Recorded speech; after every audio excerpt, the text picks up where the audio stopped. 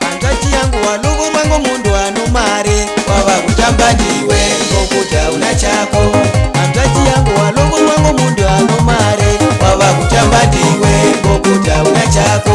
Hanzvati yangu waluvu rwangu mundu ano zvake wava kutamba ndiwe ngokuti hauna chako. Hanzvati yangu waluvu rwangu mundu ano mare wava kutamba ndiwe ngokuti hauna chako.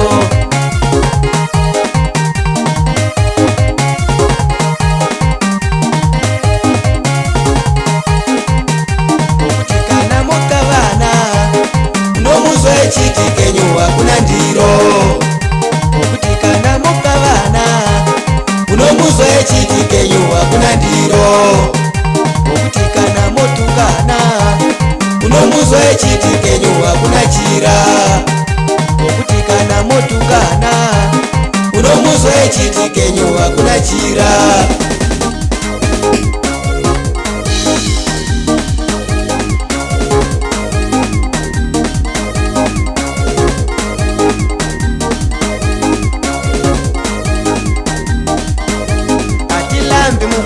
Kuti hatina zvedu machira tinawo mukwambo. Hatilambi mukwambo kuti hatina zvedu machira tinawo mukwambo. Hatilambi mukwambo kuti tiri valombo ndiro tinacho mukwambo. Hatilambi mukwambo kuti tiri valombo ndiro tinacho mukwambo.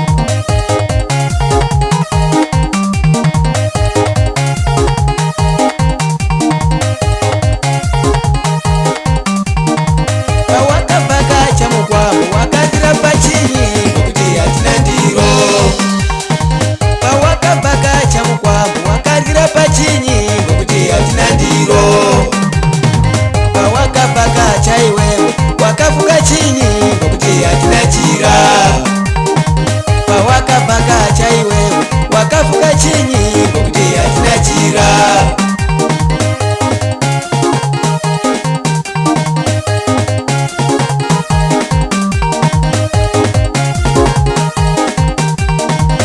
Wave kutukana yeni mukwambo wangu manje wave kutukana yeni wave kutukana yeni mukwambo wangu manje wave kutukana yeni.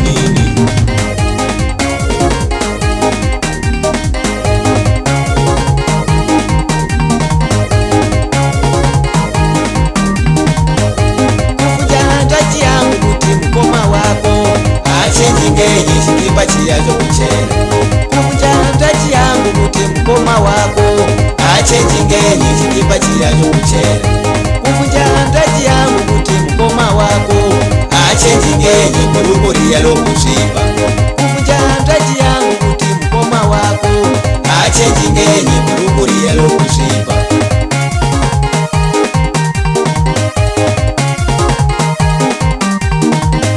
Wave kutukana yeni mukwambo wangu manje wave kutukana yeni wave kutukana yeni mukwambo wangu manje wave kutukana yeni.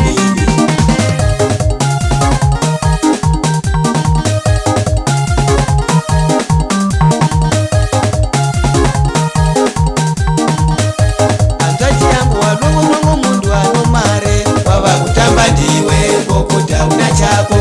Hanzvati yangu waluvu rwangu mundu ano mare wava kutamba ndiwe ngokuti hauna chako. Hanzvati yangu waluvu rwangu mundu ano